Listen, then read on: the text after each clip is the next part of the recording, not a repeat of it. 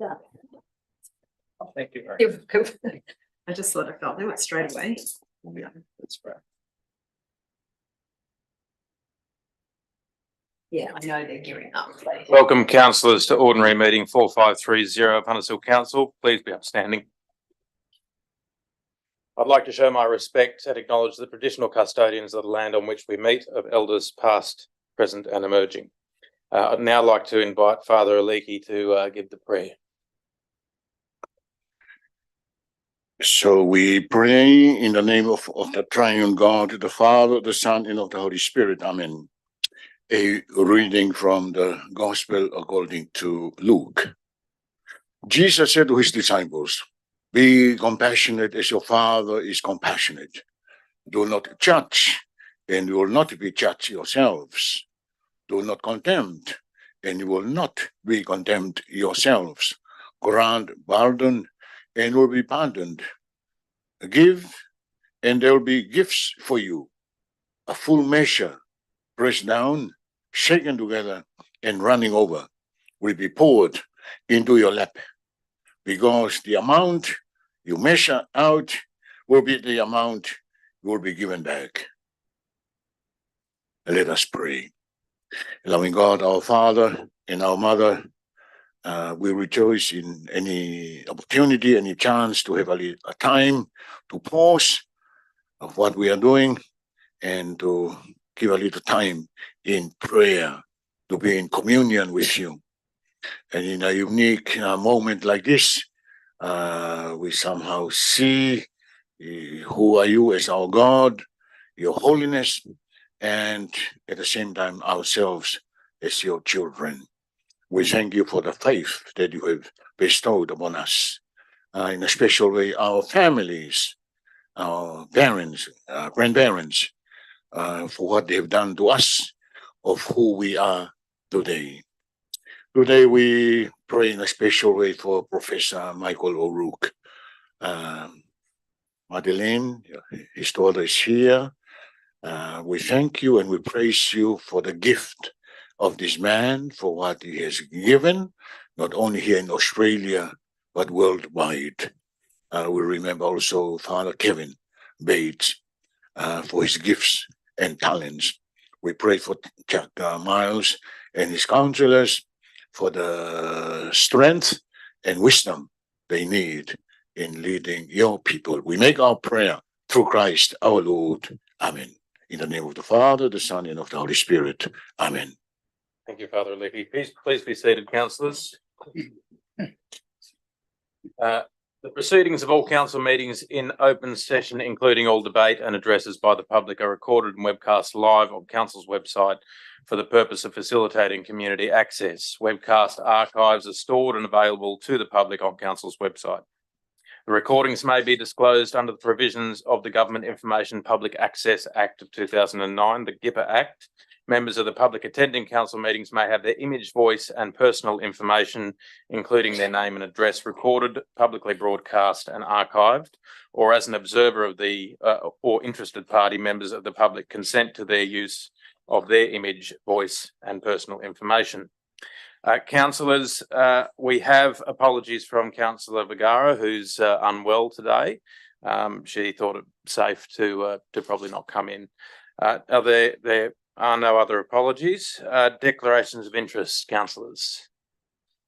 Mr. Mayor, I'll declare an interest on the item 4.15. Given the registration of the speaker who's to be here tonight, it's a matter regarding St Joseph's College, where I'm still actively engaged with the school. Thank you, councillor. Pecuniary interest. Yes, thank you, councillor. I also have a significant pecuniary interest in item 4.8, as the applicant is someone I have commercial dealings with. So I will be stepping out of the chamber and letting the Deputy Mayor take the chair for item 4.8. Councillors, any other declarations of interest? If not, I'll move to confirmations of the minutes of ordinary meeting 4528 held 18th December 2023. Is there a mover? Move Councillor Williams, seconded. Councillor Prieston, any discussion? If not, I'll put the motion. All those in favour? Against? That is carried unanimously. Item 2, confirmations of the minutes of the extraordinary meeting 4529 held 19th February 2024. Is there a mover? Moved, councillor Crassoy, seconded. Councillor Prieston, any discussion? If not, I'll put the motion. All those in favour? Against, that is carried unanimously. Councillors, unfortunately, I have a number of mayoral minutes which we will go through today. There has been quite a few significant contributors to the community here in Hunters Hill pass away over the Christmas New Year's period and earlier this year. So with your indulgence, I'll be going through 5 mayoral minutes for significant community persons. And on a happier note, there is a mayoral minute there for the Hunters Hill residents that are recognised under the Australian Honours List. So we have done the confirmations of minutes. I now take you to item 2.1, mayoral minute recognising the contributions of Lang Walker. With your indulgence, I will read the mayoral minute. It is with sadness that we recognise that local businessman and philanthropist Lang Walker passed away on January 27, 2024, aged 78. Lang was the visionary behind some of Australia's most iconic buildings and architecture. He started Walker Corporation, then A&L Walker, with his father Alec in 1964 as an earth-moving and civil engineering business. It is now one of the largest privately owned property corporations in Australia. His longtime family estate and historic home, Millthorpe in Hunters Hill, is one of the largest properties on the peninsula and is steeped in the history of this place. Sitting on more than 7,000 square metres, Millthorpe opened its gardens to the public last year, thanks to Lang, who supported the Hunters Hill Garden Competition and Open Day, where visitors were able to admire the incredible gardens on display across the estate. Lang was also generous local support of the local community through direct philanthropy, having made significant contributions in local infrastructure and projects. Most recently, his substantial contribution to the sporting and community facility at Boronia Park helped to pave the way for this important piece of infrastructure to be delivered for Hunters Hill. We thank him for his generosity. Lang's legacy lives on through the projects brought to life by his company, which helped shape so many communities across New South Wales and Australia.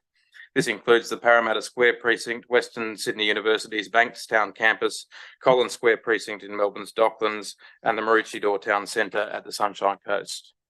His family said in a statement that Lang loved creating incredible places where people can live and work, but he loved his family more than anything else in the world, and his generosity and affection had no boundaries.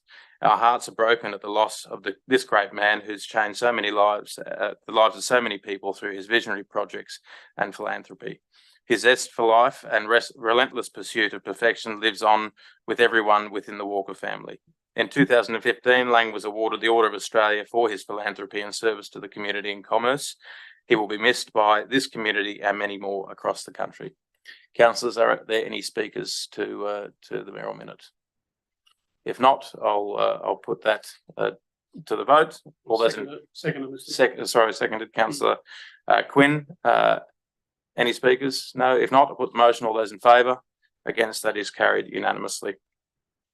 Item 2.2, mayoral minute, Vale Maureen O'Brien. Council was made aware of the passing of one of our longest serving bush care volunteers, Maureen O'Brien, on 27 January 2024. She was a dedicated Kelly's bush carer for 26 years. Maureen travelled every week to Kelly's Bush from Balmain. She was first attracted to Kelly's Bush when undertaking a course on bush regeneration after she retired. Her interest was sparked after learning about the famous battlers of Kelly's Bush and the world's first green ban. Weeding had begun in Kelly's Bush in 1995 and Maureen joined the Bush Care Group in 1997. She made a valuable contribution to bush care with her knowledge and passion, and this greatly assisted Council in the management and preservation of this important piece of bushland. We are grateful to Maureen for her time and commitment to bush care in the Hunters Hill LGA, and we pass on our condolences to her family. Is there a seconder to that motion? Seconded, Councillor Crassoy. Anyone like to speak to the mayoral minute? If not, I'll put the motion. All those in favour? Against, that is carried unanimously. Item 2.3, mayoral minute for Father Kevin Bates, OAM SM. So with much sadness, we recognise the passing of Father Kevin Bates, OAM SM, on the 31st of January 2024. Father Kevin was a well-respected and dearly loved member of the Hunters Hill community in both his church service and as a Marist father and in his personal life. Father Kevin was ordained a Marist priest in Melbourne in 1972. For a while, he lectured at a liturgy at the Catholic Theological Union in Hunters Hill and helped develop the Marist Centre at Toongabbie, a retreat and adult education centre. He was a parish priest of the Holy Name of Mary Church in Hunters Hill from 2008 to 2022. In 2019, Father Bates received the Medal of the Order of Australia for his service to the Catholic Church. For Father Kevin, music making and songwriting were important parts of his ministry. He used music to connect with his parishioners and recorded at least 10 albums. One of his songs was used during the Mary MacKillop beautification celebrations. Father Kevin contributed a lot of his time to Hunters Hill community, and to his music, advice and reflections form a part of the legacy that he left behind. His funeral, which some councillors attended and a large swathe of the community attended, was held on the 7th of February with many people from the parish and across the country attending to pay their respects to this wonderful man. He will be missed. Councillors, is there a seconder to the motion? Councillor Quinn. Any discussion? Councillor Quinn. Yes, Mr. Mayor, I'd like to speak on this one. Kevin Bates was a remarkable man, quite simply, and a much loved, dearly loved man, not only in this community, but across Australia. As you've mentioned in your very concise mayoral minute, he had a profound impact on Catholic parishes throughout this country, particularly through music. And a lot of the songs that he wrote are still sung today in parishes across Australia and are also published in the major liturgical music books that are used across Catholic churches throughout Australia today.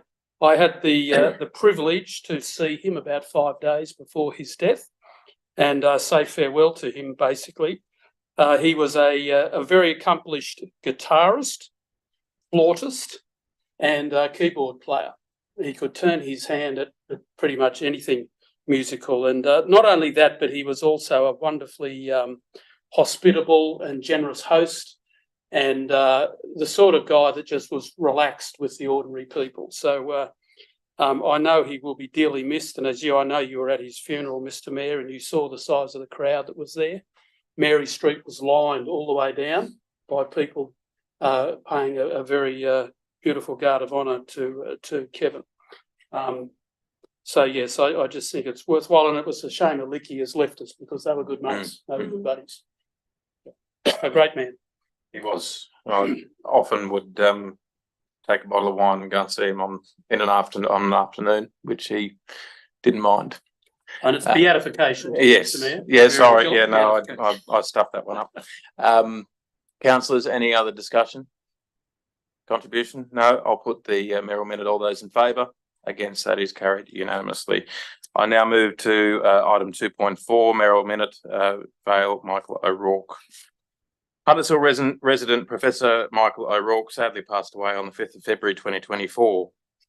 Professor O'Rourke was a pioneer in the field of cardiology, dedicating his career to improving treatment and outcomes for his patients. His work contributed to the development of diagnostic tools, treatment strategies, and therapeutic interventions for cardiovascular diseases. His list of achievements and impact he had on his professional field are countless. Professor O'Rourke was the founding director of ATCOR Medical, which creates non-invasive medical devices for patient monitoring. He was also an eminent philosopher and held a position of the Professor of Philosophy at Michigan State University. Professor O'Rourke was a dear friend and colleague of the late Victor Chang and helped run the Victor Chang Foundation for many years. After retiring from his position as an emeritus professor at the University of New South Wales, Professor O'Rourke was dedicated to achieving the highest possible standards in research and education. He was very generous with his time and imparted his knowledge and wisdom to his colleagues and students who now carry his legacy. Professor O'Rourke was a devoted husband and beloved father and grandfather. His funeral at Holy Name of Mary Church was well attended by his family, friends and colleagues who came together to pay tribute to his life. Councillors, is there a second to the motion? Councillor Quinn, any speakers? Mr Mayor, yes, look, very briefly, I knew Professor O'Rourke and his dear wife Margaret as well, who predeceased him. And I know they were very much involved in this community as well and loved being part of the Hunters Hill community. So, and I'm sure if Kevin Bates was alive, he would have been at that funeral too. So we certainly pay great tribute to Professor O'Rourke. Thank you, Councillor. Councillors, any other? Sorry, I note also that former Prime Minister Howard and Mrs Howard were at the funeral also. Thank you, Councillor. Councillors, any other contributions? Speakers? If not, I'll put the motion. All those in favour? Against? That is carried unanimously, and thank you for coming.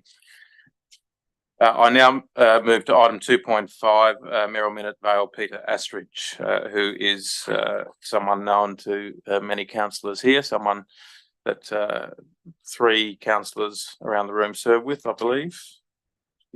Councillor Sanderson, you never served with Peter. It's with heavy hearts we recognise the passing of, on the 10th of February 2024, of our colleague and friend Peter Astridge. Peter served as an independent councillor on Hunters Hill Council for 22 years until 2016. So he was very dear to many of us sitting around the table, many of whom did serve on council with him.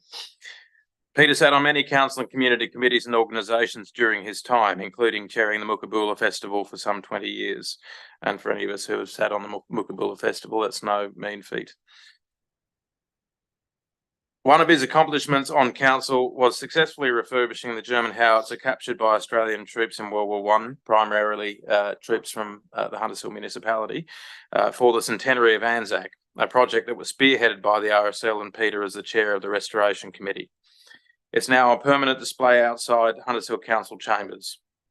The council was able to obtain grants from the New South Wales and Australian governments for its restoration, which now serves as a permanent memorial to the sacrifice of soldiers and servicemen and women of Hunters Hill, thanks in no small part to Peter's efforts. When council amalgamations were on the table, Peter was a strong supporter of Hunters Hill Council's maintaining its independence from the proposed merger with Ryde and Lane Cove councils. He was awarded the Local Government Outstanding Service Award for his services to local government in 2015. He was also named Hunters Hill Council Citizen of the Year in 2019. Peter was a long-standing member of the Gladesville RSL sub-branch and the Gladesville RSL and Community Club. He made a valuable contribution to the sub-branch, including becoming Vice President, Honorary Secretary. In honour of Peter's service to the community and as an ex-serviceman, Gladesville RSL lowered their national flag at the top of the building to half-mast until his funeral, which was held last Monday, the 19th of February. Peter's national service as a Green Beret with the 1st Commando Company in the 1950s had a significant influence on his life. He visited veterans in hospitals and nursing homes, conducted RSL funerals, and was a master of ceremonies and key organiser of the annual Anzac Sunday commemorative service conducted by Gladesville RSL sub-branch. After his brave fight against cancer, Peter sadly passed away at the Royal North Shore Hospital, surrounded by his family and friends. His dedication and valuable contributions to the Hunters Hill community will forever be remembered. Peter was a pillar of this community, and to pay tribute to his service to council and to Hunters Hill, I propose council consider how we could provide an appropriate memorial to him within the municipality. And again, that's not for this evening, but that is something that we can perhaps round table in the coming weeks. Councillors, is there a second to the motion? Councillor Crassoy.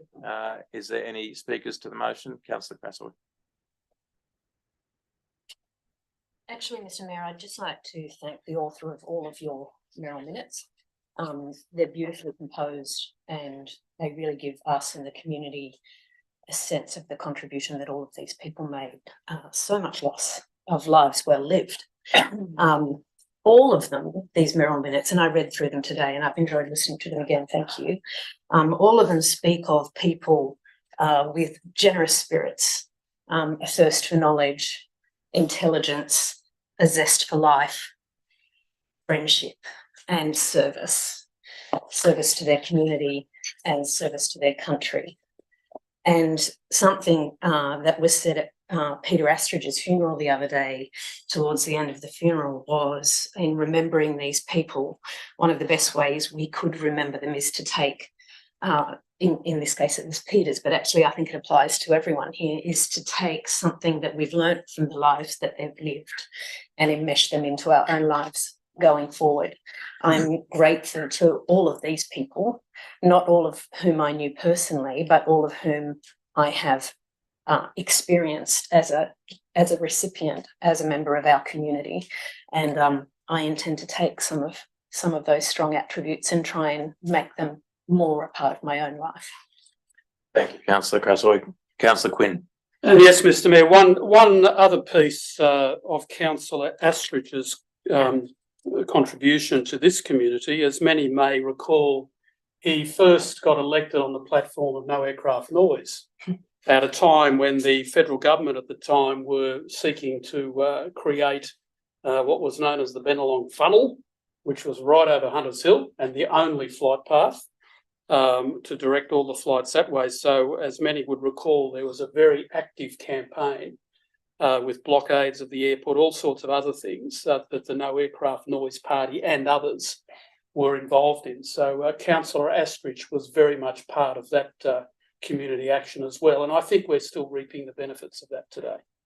Thank you, Councillor. Any other contributions, councillors? If not, I'll put the mayoral minute. All those in favour?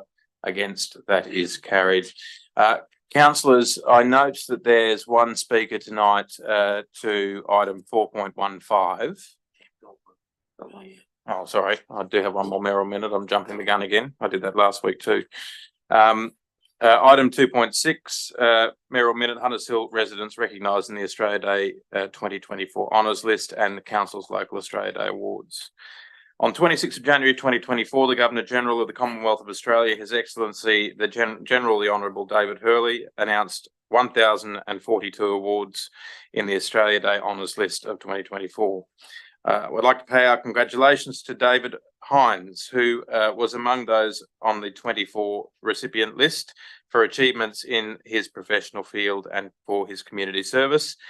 David was appointed a member of the Order of Australia for significant service to sports administration and to baseball through a range of board roles and organisations, including the World Baseball Softball Confederation, Baseball Australia, Carbine Club of New South Wales, Balmain Tigers Rugby League Football Club, Sydney Markets Limited, and the University of Sydney.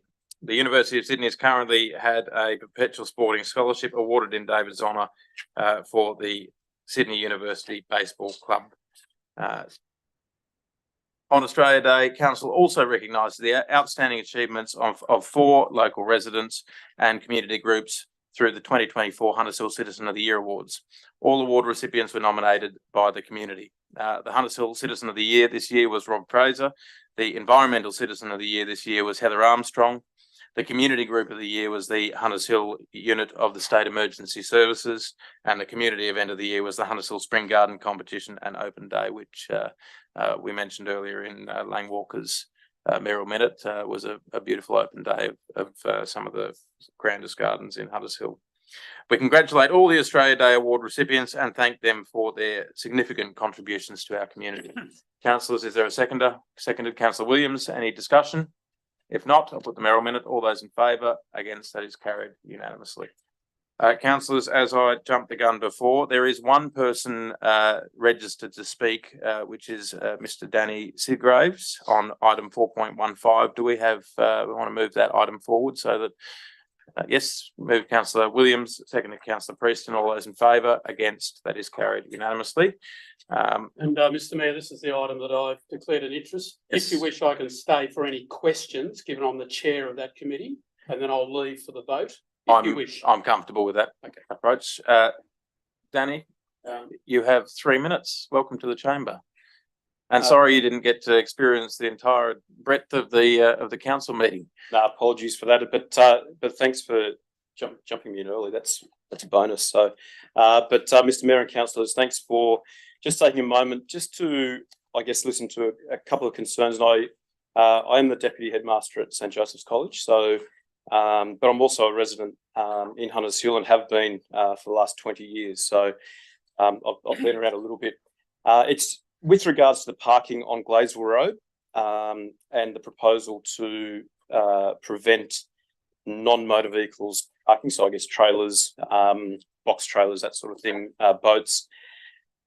Whilst I would very much support not allowing them to park on the southern side of Gladesville Road, we do have big concerns that by only limiting it and saying that they can't park on the southern side, all those trailers will effectively move to the northern side. When I drove past last night, there were 9 non-motor vehicle trailers, that sort of thing. And then when I drove past tonight, there was 10. But our concern is that that whole space from Mary Street all the way down to Rocha Avenue on the northern side would be taken by those vehicles. The big concern, there's probably 2 really big concerns. The first is the safety of our boys. What it would mean is that parents would have to drop their sons on the southern side to drop them at school. And that would then mean that they would all have to cross what we already know is quite a dangerous road there, Gladesville Road, to cross. And that would be very large numbers of boys trying to cross that road, both at the beginning of the day and also at the end of the school day. What we would ask is that the council consider moving forward with the proposal, but simultaneously not allowing those vehicles to park on the northern side as well, so that it's a clear space that can be used for a kiss and drop, and will mean that parents can use that street for access to the college without it putting the kids at risk, particularly those trying to cross the road. The other thing is that what we have tried to do is really encourage our families to utilise all of our entrances at the school, rather than get this big, large number in Mark Street where we share it with Villa Maria. And Gladesville Road has been part of that. But if our parents stop using Gladesville Road because it's not safe, because they've got to drop them on the southern side, our fear is that they will either drop them there and the kids will have to cross, or they'll just go back to using Mark Street again and create further traffic disruption there, which I think for those who've driven down Mark Street is already a pretty chock-a-block full area. So certainly we support the removal of the trailers and that sort of thing, the boats from Gladesville Road in that section between Mary Street and Rocha Avenue, but would request that you consider on both sides, both the northern and the southern side, just to ensure that our boys are safe and that we can also keep using that point of entry for boys rather than blocking up Mark Street. Thank you, Danny. Just a quick question, if you remain at the podium. I'm not sure, and I'll ask the chair of the committee in a moment, but would it be acceptable if we put time parking, for example, on the northern side so that the trailers couldn't stay there more than 3 or 4 hours at a time? Is that something that would be more acceptable than removing all the parking on both sides of the street? Well, it would certainly resolve that issue. Thinking about like game days and things, that actually gets quite busy along there. Yep. I think the days that they tend to disappear, those trailers actually tend often be the weekends, because people come and take their boats and take them out onto the water. So on game days and that, I think most people are only there for a couple of hours. Look, ideally, and I think previously the school has proposed putting a kiss and drop into that space anyway, so that it's a safe entry point for either buses dropping off or for parents doing a drop off as well. Thank you. Councillor Quinn, could you just give some context, I suppose? To yes, so Mr Mayor, first of all, the proposal for the non-motorised vehicle restrictions either side of the driveway on the southern side had come to council probably 7 or 8 months ago. I recall it went through the MTAC committee and it was referred on then to the statutory committee, which we were required to do at the time. So that's why it was on the agenda of the meeting at the end of last year. Now, subsequent to that agenda being put together for the local traffic committee, I understand the correspondence came from the headmaster of St Joseph's College about the parking on the northern side being restricted also for non-motorised vehicles. And it was mentioned at the meeting in December, as I recall. We've got the officer here. But it wasn't in the formal proposal to be considered at that meeting. So attention was drawn to it at the meeting. And my recollection of the conversation was that it would be monitored once this other parking restriction was put in place on the southern side.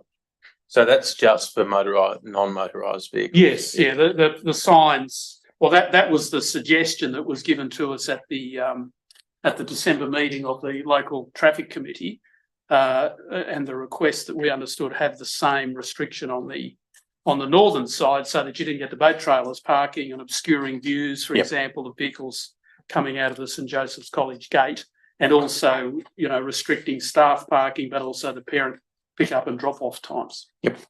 Okay. I'll leave the meeting now. Councillors, and thank you. Sorry, I actually also have a All right, question. for you. Councillor Crassoy. And sorry, but also just I guess you'd call it a point of order.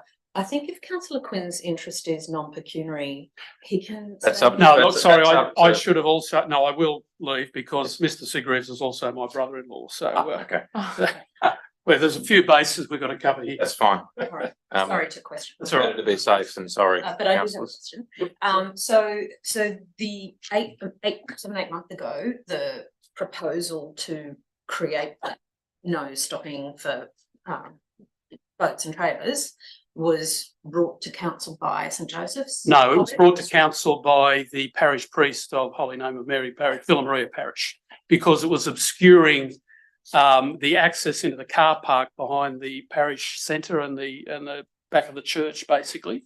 So vehicles trying to come and go after church services. You know, there were big boat trailers, particularly to the east, and they had to poke their nose out, you know, to be able to come out of that driveway. So it was an attempt to just clear it out of bigger vehicles, boats mostly, not cars, so that you get the sight lines down Gladesville Road both ways, particularly to the east when you're coming out of that driveway. Councillors, any other questions of Councillor Quinn? Yes, Mr Mayor. Yes, Councillor Williams. Councillor Quinn, I was just wondering, I haven't heard of that type of restriction before. Was a 12-hour limit considered?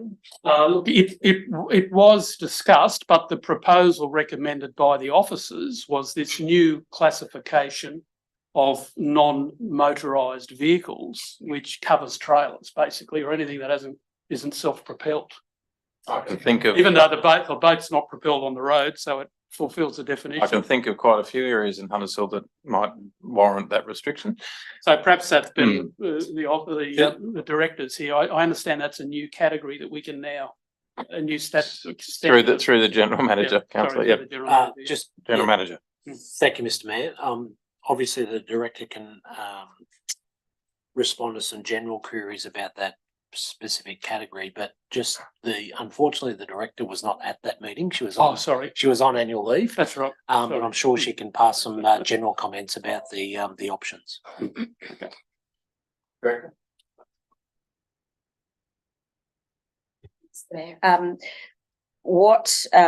I've read through this and talked to the officers today on it. There's a raft of things going on. So the first thing, yes, that is a new signage that we can put up, which is very useful. And we are actually looking at having discussions with Transport for New South Wales on a range of new warrants that have been changed and modified, and a whole lot of restrictions. So that will be one of them. But there are also a few things that we need to consider on the north side of Gladesville Road, and we'd like to work with St Joseph's College on that. We have got an approved pedestrian crossing just west of Rocha, which we are looking to put in, and I believe there's been some conversations with staff at St Joseph's on bus zones and kiss and drive. So we'd like to continue those conversations and then come back with something that covers off all of it holistically. Thank you, Mrs. Erkins. Before you go. Sorry, Councillor Crassoy. Skip through you, Mr Mayor, and you won't be able to answer it because you weren't at the meeting, so I do need to engage you for the question. At the meeting, At the meeting, did you consider the implications of where all of those trailers and boat trailers and sometimes school infrastructure, where all of that will now go if it's not on Gladesville Road? Will it go round to Mary Street outside of primary school, where there are primary school kids crossing? Yes, we did. Suburban streets? Yep, no, we did talk about that. Some of the trailers will remain on Gladesville Road, just to the east of where the parking restriction is going to be. So we're only talking about 30 metres, I think it was, either side. So closer to the village where Not there's a just- parking issue. Well, that's So I'm just the reality. wondering Oh, if no, that- I know, if it's a it massive problem. brainstormed out at the It's a meeting. massive problem because boat trailers, as we all know, are getting parked. If they're not parked in front of someone's own residence, they can only park somewhere else for 28 days and then they have to be moved. So they'll just get moved around. Now, this proposal was simply to stop them being parked either side of that driveway out of the back of Villa Maria area. And yes, it was raised. Oh, well, then they're going to flip over to the other side of the road. 28 days, they'll get a notice on them. You've got to move them. They can move them to the other side of the road and then they can move them around the corner. That's Mary Street. yeah, I know. Well, that's the problem with trailers, boat trailers, and the current legislation framework that we have to work with. We've got to work within those rules. But yes, that was raised, and everything that the director has just said, that was mentioned by Leanne at the meeting in December. The complexities that had to be examined in regard to that particular, all the activity that's happening around the Joey's Gladesville Road gate. I might suggest, councillors, that given there is these new restrictions that we can place, there are several other locations in Huntersville that would warrant looking at this. And quite often the trailers that are parked there are not local trailers; they are trailers from Drummoyne or Russell Lee or elsewhere. Yeah, out of the LGA, that's right. Oh, there's plenty in the LGA as There's well. plenty in the LGA as well. But some of them, a lot of them. I'm thinking Park Road, for example. Can be there for a long time. Shubet North, yep. I'll invite, if there are no other questions, I'll invite Councillor Quinn to retire from the room. Councillors, there is a recommendation on page 369 of the report. Is there a mover?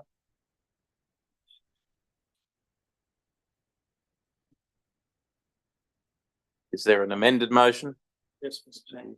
Councillor Williams. I'll move the adoption of the recommendations with the exception of the Gladesville Road one, on the basis that the staff member has indicated there's a lot of work still to be done. And so I'd move that the matter be referred back The traffic for committee. further consideration of both north and south. Sorry, can we just pull that up on the big screen so that we know exactly what we're voting on? So to adopt the recommendations except for 3.4. Oh no, that's new use. 3.3. To adopt the minutes we received and noted that we adopt the recommendations with the exception of 3.3, which is item 3.3.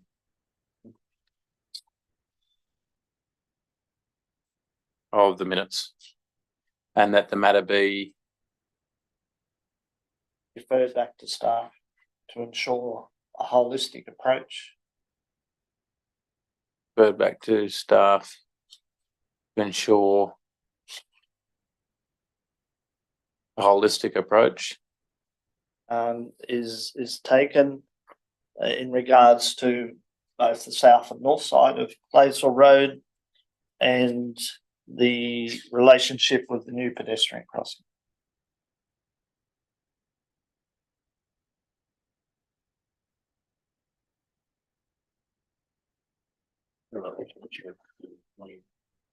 With the new pedestrian crossing.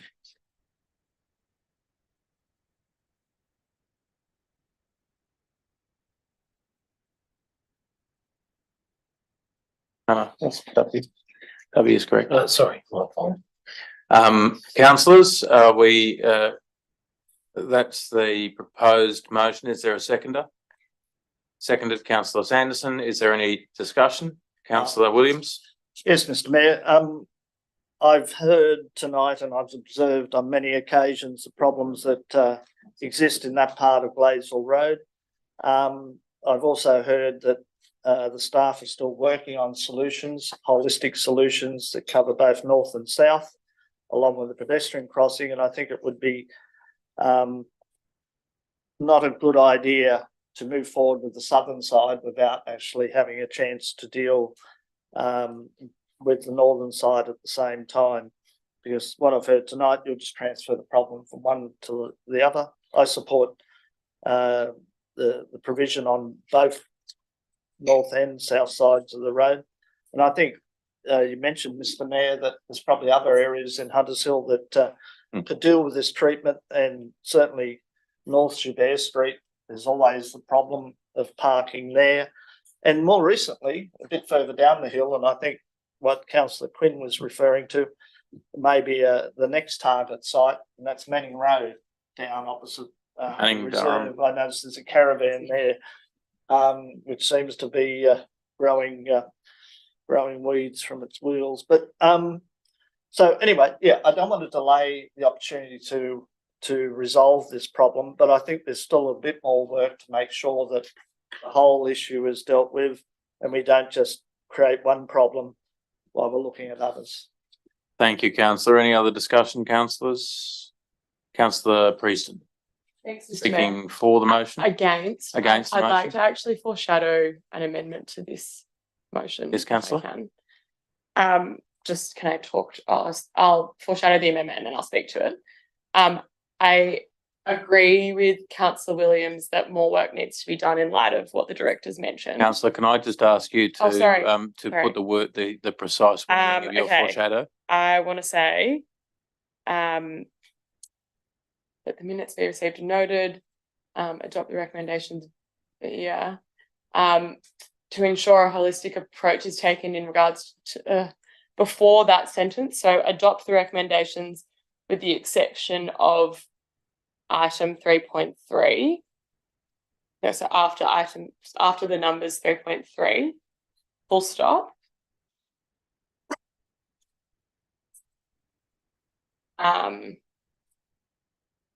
The matter should then be referred back to staff to ensure a holistic approach. I'm kind of confusing myself. I think after the pedestrian crossing, I want it to say, and that the matter be brought back to council in a report with recommendations from the director. Can I assist, councillor? Yes, please. But perhaps we can itemise these. So part one, that the minutes be received and noted. Part two, that adopt the recommendations with the exception of part 3.3. Part three, that the matter be referred back to the staff to ensure a holistic approach is taken to both the north and south side of Gladesville Road, our relationship with the new pedestrian crossing, and then you're saying in part four. Five, sorry. 5, would be that the matter be brought back to council with a report. Could I just check, is the mover and seconder happy with that being included in their alternate recommendation?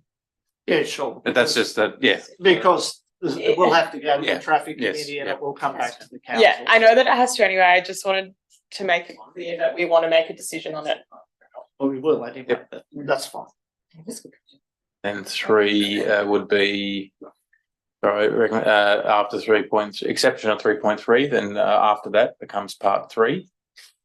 So starting at the matter. So yep, make that 3. And then part 4 becomes the matter be brought back to council as a report. Yep. Yeah. And then all I wanted to say to that was just that I agree with Councillor Williams in light of what the director said. I think there are a few different solutions that we could explore with respect to the site. So we want to make the best decision. And I think that what the mayor mentioned in respect of potentially timed signage might actually work better, but who knows? We'll see what the director says and make a decision on that basis. Councillors, Councillor Williams, you're comfortable with that? Yes, Mr. Yes, secondly, you're comfortable with that? Yes. That now becomes the motion. Any other discussion, councillors? Councillor Sanderson? I've got a question at this point in time, Mr. Mayor. Yes. That relates to the recommendation to do with the New Year's Eve traffic arrangements. Yes. I know there was a report went to that committee. Is that available in the agenda of the committee where councillors can access that? I'm sure that the staff can circulate that if you'd like for that I to think be. that'd be appropriate. Yes. I mean, there are a few things with New Year's Eve I think we need to look at. Happy to do that, councillors, I assume. That's fine. Yes. That'll be circulated, councillors. Councillor Crassoy. Thanks, Mr. Mayor. Just also to support the amendment, mainly in light of some of the new changes in traffic control that the state are now allowing councils to do of our own volition, which is fabulous. So it is important that we get it right. And for your benefit, I think it's important for the boys that we get it right and that we don't chop and change too many times, because we kind of want to do it once and do it right. And I know it doesn't help the church straight away, but I think it's worth pushing it down the line. And so, sorry, you're not going to get a solution tonight, but it's worth the wait. Just through you, Mr. Mayor, on General the Manager. point of Councillor Crassoy, will the next briefing put together a concise presentation for you for any of those significant updates that have been brought up. Councillors, any more discussion? Councillor Sanderson. Yes, Mr. Mayor, I'm glad to see the suggestion coming up. As chair of the former Public Transport and Traffic Advisory Committee back in about 2019, I raised the issue of the no stopping motorised vehicles acceptance signs for use around Alfred Street, which Councillor Crassow would now be very interested in too. And you know, I think Very dodgy vote outside of the house at the moment. I think that that'll be you know, at some stage we've got to start experimenting with this, and yeah, but you know, when I say experimenting with good advice, the Gladesville Road one probably is going to be appropriate when we get the benefit of understanding the you know the holistic approaches Councillor Quinn, Councillor Williams referred to. So yeah, very happy with the motion. Thank you, Councillor Sanderson. Any other discussion, councillors? Right of reply, Councillor Williams. It's been covered. Yeah, thank you, Councillor Williams. I'll put the motion. All those in favour? Against, that is carried unanimously. Can we get Councillor Quinn back in the room? Councillors, we're now back on item 4.1, 1A Gale Street planning proposal on page 14 of your papers. There is a recommendation. Apologies. There is a recommendation in the report. Moved Councillor Crassoy, seconded Councillor Prieston. Any discussion, Councillor Crassoy? Oh, not yet. No, not yet. Sorry, Councillor Quinn. We're on item 4.1, 1A Gale Street. Any speakers against the motion? Councillor Williams. Oh, you want to ask a question? Well, I actually have questions at this point in time. Councillor Sanderson. Yes, the first question I have, do we know whether the Harbour Trust had an opportunity to buy this piece of land? I can go through the general manager. I don't, but general manager. I actually don't know, Mr. Mayor. Director. Through you, Mayor. I'm not aware of that. I don't know the answer to that.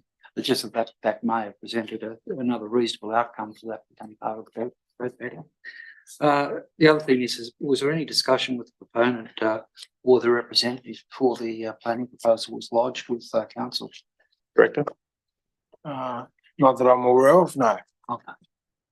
All right. The other thing I've got some concern with is, the other question. The next question is the combined area of the land of 1 and 1A greater than the 450 square metres that now applies for dual occupancy under the I think it's section or clause 53 of the housing set. Director. Through you, Mayor, there's nothing been adopted as of yet. No, I'm on the housing SEP 2021. Yes, they possibly can.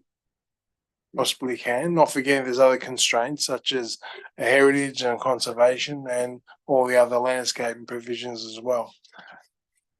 All right, the other thing is there anything in the proposal to ensure that the same owner would continue to own both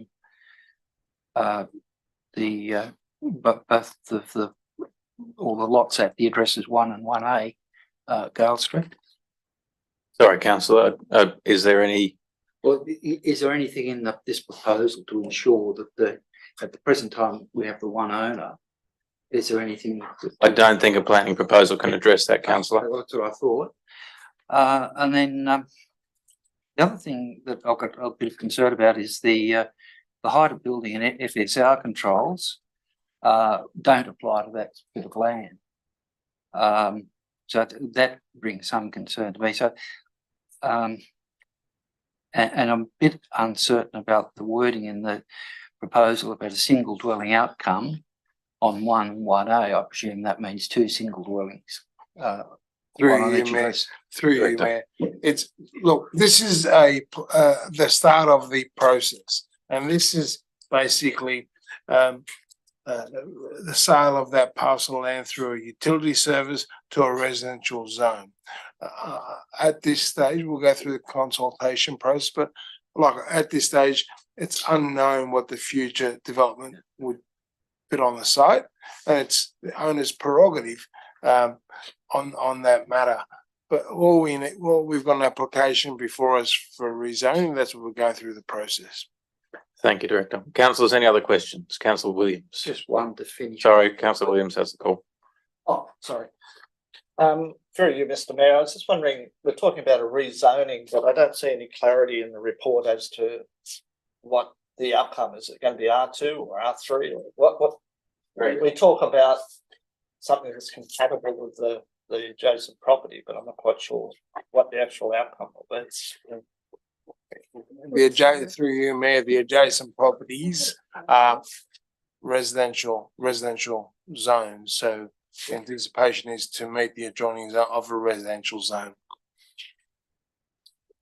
Councillors, any other questions? Yes, I think the final question I wanted to ask is obviously the way we're going, and it's just an extra clause in Schedule 1 that basically says that it's got to be remain or that it will permit residential development. Would it be possible in that clause to include other restraints such as building height or FSR? Through you, Mayor, you can do that. You can discuss that and recommend that through the process and after the exhibition process. So it's up to council if they wish to do constraints on that parcel of land in the future. Councillors, any other questions? If not, any speakers for the motion? Against the motion? Councillor Williams. Yes, Mr. Mayor. As I said, I don't see clarity in this report as to what the outcome is going to be by having this rezoned through a planning proposal. It appears to be a block that's 124 metres squared, which is far substandard to anything that we would normally agree to having a dwelling put on. To me, that's a very sensitive location because it does abut what's called the goat's paddock. And what would be proposed here is to move development further into the goat paddock. At the moment, it's a very low-key facility there that doesn't intrude or impact on the amenity and the heritage and the outcomes expected for that public area. But to have a house, which looking at the diagram in here, there would be a house put on that block of some form. I don't think that's consistent with the planning requirements we have for every other resident in Hunters Hill. So I don't think there's enough information here for me to be able to understand the outcome that would occur through moving down this process. I don't know whether the new substation is excised out of the 124 square metres or that is already out of it. And ultimately, if a dwelling is put there and looking at the glass view down that's shown in the proposed or suggested development diagram, that I hope there's no trees between it and the view. And I think council needs to look very carefully at the way it plans things and its planning instruments to ensure that when buildings are approved or proposals are agreed to that may result in a building, that we're not creating an issue where views will be sought over the public amenity of trees. So I'm not quite, as I say, I just don't see in this report enough information to be able to determine where we're heading with this. My comments are based on my interpretation of it, which might be wrong, but at this stage, I can't support the proposal in its current form because it doesn't, to me, meet the requirements that everybody else in Huntersville is required to achieve. It's going into a location which, to me, is going to have an impact on the public reserve there or the trust reserve. There's no indication of the final built form or design of it. There's no indication of how to present to the street. Is it going to be a separate building or they're going to redevelop one as well? So that's my reasoning behind it. I just don't see there's enough information. Thank you, councillor. Any speakers for the motion? Councillor Quinn. Yes, Mr. Mayor, I'm happy to support this, and in particular, in the recommendation, clause C says that note that following public exhibition, the planning proposal would be reported back to council, detailing the outcome of the public exhibition period, at which time council may resolve to proceed as recommended, to proceed with amended controls, or not to proceed at all. So we are simply, in this, what's before us tonight, agreeing to let the process take place. And then when the time comes, and after we get all the feedback from the planning proposal process, then we can look at the details that have been mentioned about possible form and so on. We haven't got a DA yet, so we're jumping the gun.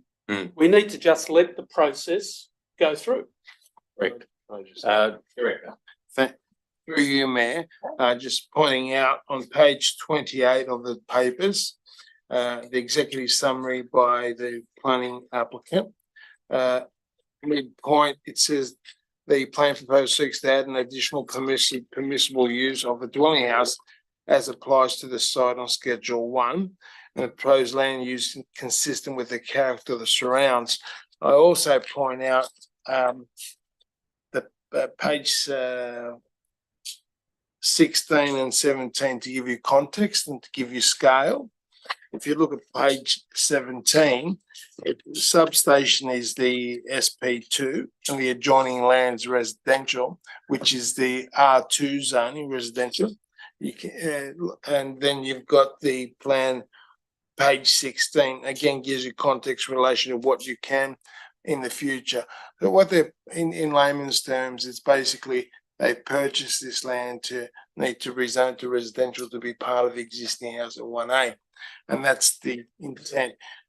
I'll just say what the councillor just said, and I keep saying this is just the start of the process where we've got the application before us. We have to consider these type of applications, and we're going to go on exhibition and we'll hear all the issues related. And then if that issue comes up, the applicant can tell us what they're anticipating to do with it, with the additional land. It could be landscaping. You can't put an additional house, but there's a DA process again to follow. So it's the start of the process. Thank you, Director. Councillors, any other discussion for, against the application? Councillor Sanders. Mayor, at this point in time, I don't know how I'm going to vote on this. I just wish we'd had a bit more time. I noted in correspondence that this came to council, I believe it was the 11th of September last year. As a councillor, the first I heard about it was 1 week ago. And I mean, obviously there are a lot of questions around it. It would have been good to have the opportunity to see this material and better understand it rather than, you know, receiving it in a business paper a few days before a meeting. I'm, you know, concerned about a lot of aspects of it. yeah, I can understand why they're taking the approach of just leaving the zoning as it is. But to me, it's not clear enough what the final outcome will be. Yes, there is consultation. I'd be more comfortable if there were more about it. I mean, I would strongly suggest that if this occurs, we should be putting something in the newsletter just to allow people to know that this is what the process has started and they can prepare for it. So look, I might even suggest an amendment and see how it goes, and that might assist me in the support of the motion. But I really believe that some detail of this has to be found somewhere rather than a business paper for the first meeting of the year. Let's find the motion. Sorry. Page 14 of the report, councillor. Yeah, thank you.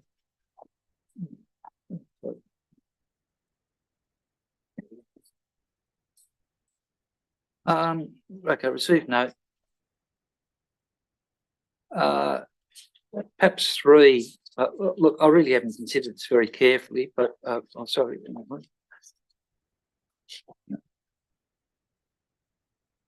Okay, we're down to D. Perhaps a point 2. Part D of the recommendation. No. A separate point altogether. So part 2 of the recommendation. Yeah. That's sorry, councillor. Could you just wait till we pull this up? Yeah. So we've got it. Right. This is a proposed amendment. Yeah. That point 2 that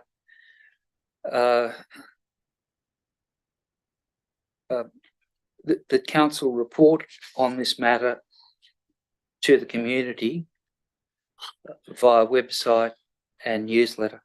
Councillor, we are under obligation under the planning process to report this in the statutory way. I would personally have issue with a private citizen's planning proposal that, to be honest, is minor in nature being put in the newsletter. That's I've never in my experience of local government seen that done. Other than the statutory process of reporting for a planning proposal. Can I suggest, Mr. Mayor, we just let the councillor put his amendment, we'll see if it gets up. Yep, that's fine. Sorry, councillor, that the council report this to or report. Yeah, so this is a part 2. Point 2, so 2 in front of that. Yep. 2. Yep. The council report this matter. This matter to the community, I think you said. To the community.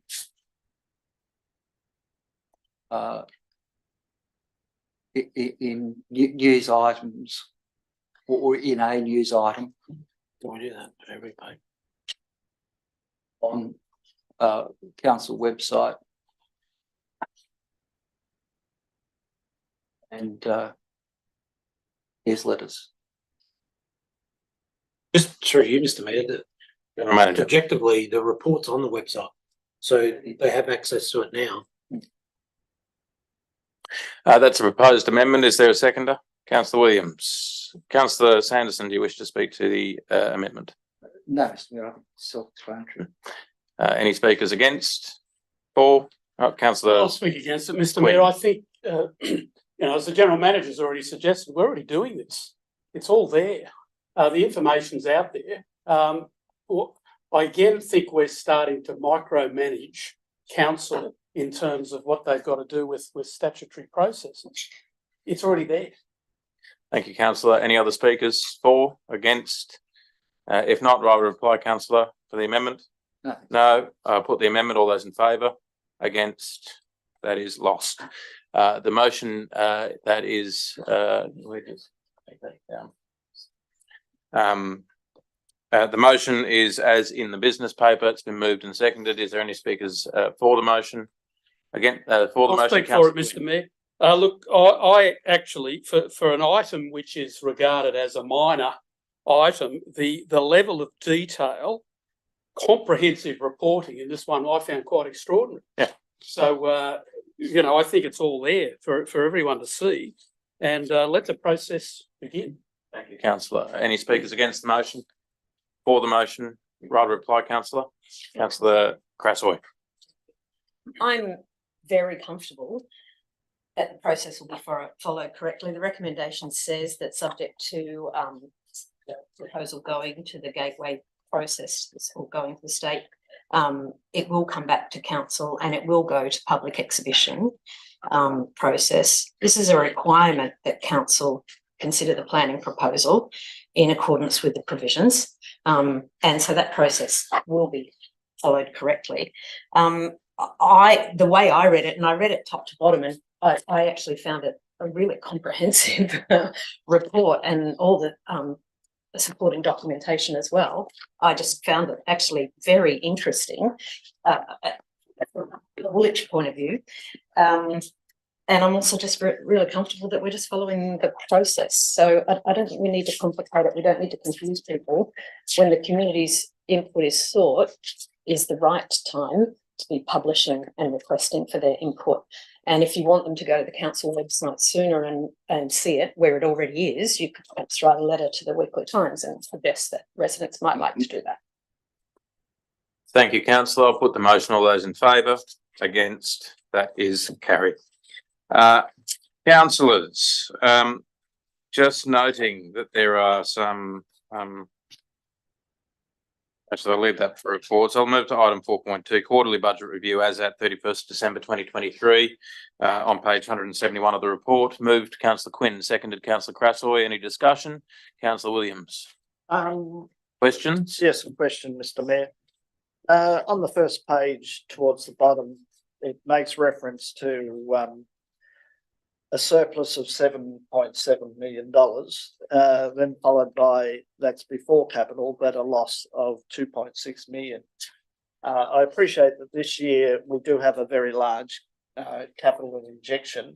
The question is, does this mean that once that capital is flowed through the process, that next year that we'll have an equivalent loss of 2.6 million? That would assume no grant funding for the next financial year, but I'll let the director answer. Okay, through the general manager. Look, typically in a year that's business as usual, over the last 10 years, our deficits have varied and averaged anywhere as an average between 300,000. So I wouldn't expect it to be this significantly high. With the approval of the special variation application, that is additional income that we do receive. So really it depends on how well we manage our expenses and our business as usual activity, but I wouldn't expect it to be quite that high. Thank you, Maria. Councillor Williams. I was wondering if I could ask what would be the projection. You feel it's not going to be that high, but what would be your assessment? I believe that the assessment is in the papers. Yeah. The forward projections are in the papers. Unless the director wants to answer. Yep. Just as a point of clarification to the general manager, if we're talking about this particular year or next financial year, for this particular year, as at December 2023, that is the projection for this financial year. As of next financial year, it would be early at this stage to talk about those projections. We're at the process at the moment doing the preliminary budget preparations. So at a later point, we provide a more realistic forecast. Councillors, any other questions? Councillor Sanderson. Thank you, Mr. Mayor.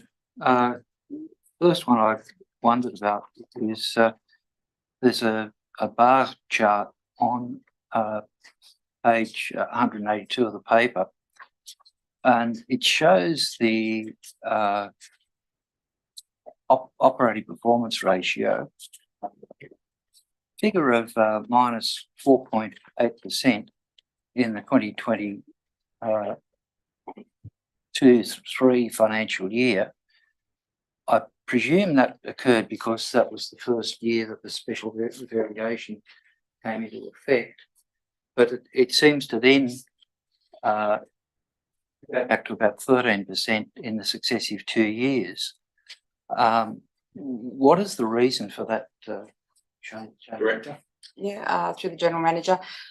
So look, predominantly I'll go back one extra year, 21-22, we received a large capital grant income in that year. Last financial year, at that point, we were projecting that we would complete a lot of the capital projects. So this particular measure measures revenue excluding capital income. Yeah. So what will happen? So this time last year, we were reporting a similar ratio, percentage of 13.2%. As the capital grant income is being recognised, was carried forward, the projects continued to be completed this financial year. That 13.2% is that high because the capital grant income will be recognised this financial year. Councillors, any other questions? Yeah. Councillor Sanderson. one other, I was a bit surprised by one figure. If you have a look at page 184 of the business paper, there's an amount for Buffalo Creek Reserve lighting design of 138,700. That to me seems an extraordinarily high figure. When you compare that with what lighting might have cost a couple of years ago on the Gladesville Reserve. Did we seek other proposals to see if that could have been done at a more or at a lower contract price? We would have gone through the standard procurement processes, councillor, but I'll pass to the general manager to answer. That is basically the answer. So as a standard process, what we have is a request for quotation process. So in our procurement manual, we have thresholds for two quotes, 3 quotes, so forth. Yes, that's essentially what we do. We go through a standard procurement process, is a quotation process, and when we release orders, the finance team, separate to the procuring arm of the council, which is normally the infrastructure section, we require them to do a quotation process before we release orders. Could we find out how many quotes were actually? I don't think Sorry, Mr. Mayor, councillor, I think that we are once again treading really into operational territory, and when we're talking about tenders, that's absolutely not appropriate for elected members to be going through tender documentation. Councillors, any other questions of the general manager? No, any discussion? And sorry, Mr. Councillor Mayor, if Quinn. I can just make a point also, the response that we just gave to that request, I want to make it very clear that I see that is not an issue of transparency. Council is following its due processes as it should rightly do, so it should not be interpreted as a lack of transparency. Thank you, councillor Quinn. Councillors, any other discussion? Councillor Crassoy. I've got to end on a positive note because, again, I really enjoyed reading this. It must have been the view that I was looking at while I was reading this morning. But Squeal, still no debt. So no debts to repay. I think that's big. It's always been the case, and I hope it is for a little bit longer until we're in a position where we can borrow money and repay it wisely. I am heartened to see that the infrastructure is going to be delivered soon, that we'll be able to start allowing council to generate some income and certainly some savings in what we do operationally around several areas of council. So I actually enjoyed reading the report, and thank you very much. And I wouldn't have said anything, but I just needed to finish on a positive note. So and I'll actually go into the next item on the agenda, and which I won't speak to, because what you see in that next item on the agenda is because of our well-managed finances, our delivery is exceptional. I mean, I don't think in my 6 and a bit years on council, I don't think I've seen all of our roads and all of our footpaths delivered on time, on budget, a little bit over, you know.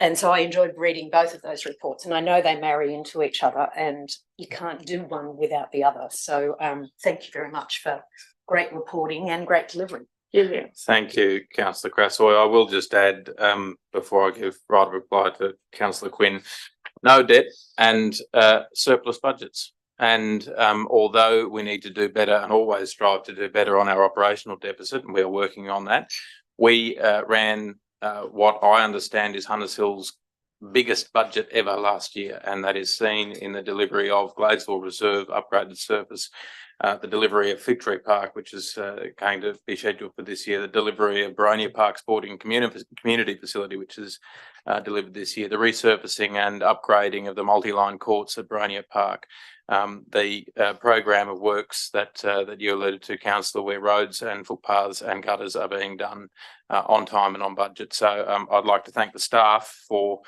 putting this budget together, and also in the delivery program that we're going to look at next, because Hunters Hill Council should be celebrating that we passed our biggest budget last year, and that we are working on making sure that we do have a work on the operational deficit and get it to a point where it is a nil line item. But it is a good thing that we have run a surplus budget and we have no debt, and that we are getting on with delivering local programs and initiatives and buildings and infrastructure that we should be delivering. And they said it couldn't be done. Yes. Councillor Quinn, right of reply. I'll put the motion. All those in favour? Against? That is carried. I'll now move to item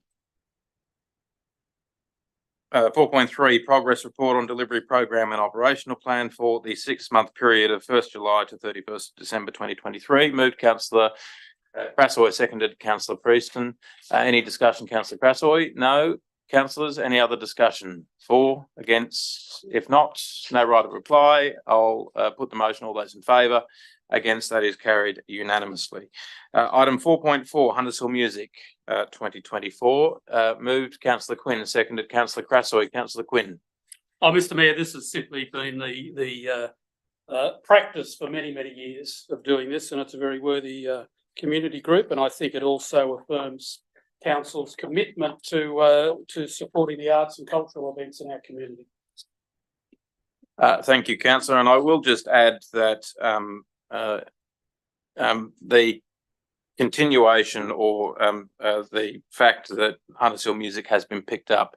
I know Jeff Richard spent a lot of time devoted to this organisation, and that it was getting to a point where it was too much for him to run, and it's great that we've got a new energetic chair of that committee and music director. So it's going to be great to make sure that that organisation is continuing, and I know that they've got some support from local businesses, and this year's schedule of events looks fantastic. So, Councillor Prieston. Thanks, Mr. Mayor. I'd just like to echo your sentiment. We on the Cultural and Events Committee last year at one of our meetings heard from the incoming chair of the society. And as you say, she does have a lot of energy, and she's ready to kind of reinvigorate Hunters Hill Music this year and in the years to come. So we're really looking forward to that. And I've been spruiking it to locals here and there, and everyone seems really excited. I also noticed that today the mayor reposted an Instagram post by Baronia Kitchen, and they're running a competition that I can't remember what the prize was. If you subscribe to the new Hunters Hill Music newsletter, you $250 voucher for Baronia Kitchen. The restaurant. So initiatives like that just show how willing our community is to participate in cultural kind of events and activities that are up and coming in our community. And I think that the recommendation in the report will really support the society in doing those things for our people. Thank you. Well said, Cultural Committee Chair. Councillors, any other discussion? I'll see you all Sunday the 24th of March for Beethoven, I'm assuming. If not, I'll put the motion. All those in favour? Against? That is carried unanimously. Councillors, item 4.5, National General Assembly of Local Government, on page 220 of your report. Moved Councillor Quinn, seconded Councillor Williams. Any discussion? If not, I'll put the motion. All those in favour? Against? That is carried unanimously. Item 4.6, councillors, can I just see if is there any particular item items in the minuting these, the accepting of these minutes that councillors wish to speak to? Speak now or forever hold your peace. I've got a question in relation to 4.10. 4.10. Can I just suggest if it's just 4.10, I might ask that we deal with these in block, and I will ask the deputy mayor to take the chair as I've got a conflict in one of them. Are we all comfortable with that, councillors? So Which ones are we dealing with in block? So we are dealing with item 4.6, 4.7, 4.8, 4.9, 4.10, 4.11, 4.12, 4.13, 4.14, 4.16, and that is it. I've got some questions for 4.10. Yeah, I was about to say that. The legal matters. 10. Do we want to deal with them in block, and you can ask those questions? Yep. Just a question. Yep. You comfortable, Councillor Williams? So I'll ask for a motion to deal with those in block. Moved. Councillor Crassoy, seconded. Councillor Prieston. All those in favour? Against? That is carried unanimously. I will delegate the chair to the deputy mayor.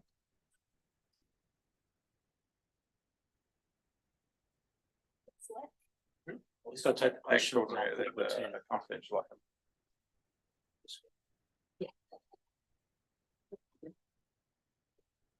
item. So Councillor Quinn, you had a question on 4.10. Yes, just if I may, through the general manager or through the director, just regarding William Street, Henley, we can get some clarification on the status of that. I noticed it said that it was looking at class 4 proceedings since this report. Is there any update on exactly where that's at that you're able to mention to us now? Through you, Mayor, Deputy Mayor.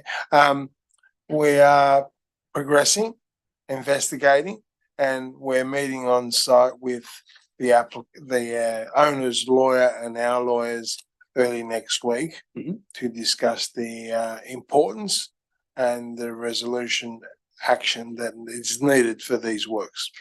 So at this stage, the class 4 proceedings haven't formally commenced. It's in a conciliation phase, so we say? That's correct. That's correct. Okay. And if we're not satisfied with the quantum triggers, if they've got to do X, Y, Z and a trigger, if we don't act upon that trigger date, we'll trigger the class 4. Yep. Thank you. On that matter, if I may, you got Hunters Hill, is that Henley or is that Hunters Hill? Sorry? In the report, it says Hunters Hill, William Street, Hunters Hill. Say William Street, Henley. It doesn't matter. I'm sure you'll fix it up. Yep. My question, if Councillor Pete's finished. Yes. Yeah. Relates to the second item, which is 970572. There's no location given for that. I was just wondering where we're referring, what that refers to. And the next one, I was going to ask the same thing. Is that in relation to the same property? Yes. So we might do Councillor Williams. Yeah. Yeah. Can you read out the number again, Councillor? It's 970572 and it's on page 314 of the last item. And Councillor Prieston has just mentioned there's a similar similar question for the next one, 1169502. There's no location given. It's a bit hard to know which item we're referring to. Through you, Deputy Mayor, it's 27 Nelson Parade, but I'll clarify that. And it's the same for both of Yes, those items. yes. But they're separate matters, are they? Separate, they're same site, separate matters. Oh, it's been going on for years. Any more questions? We had one.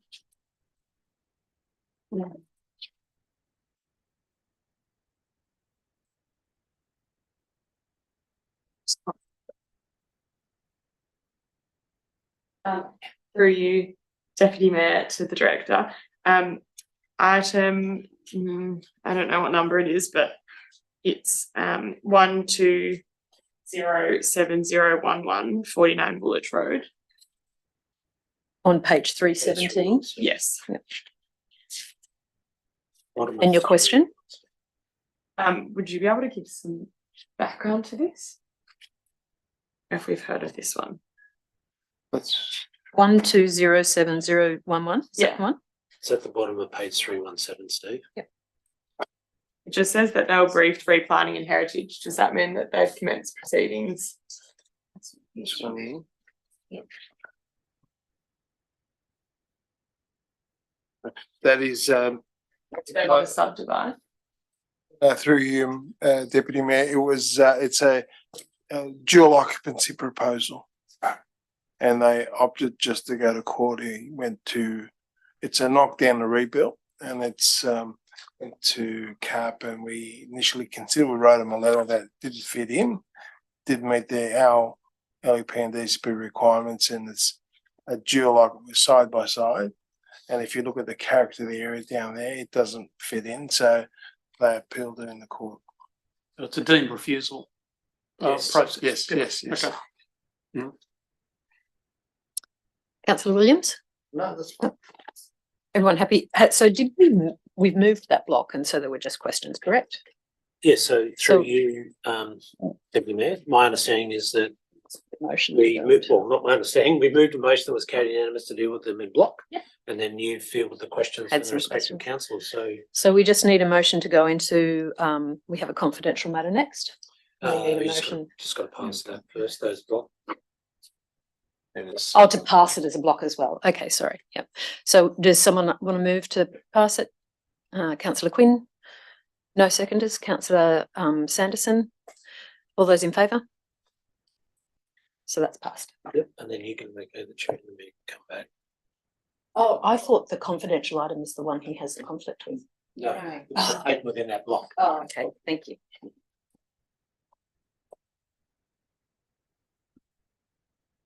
All good?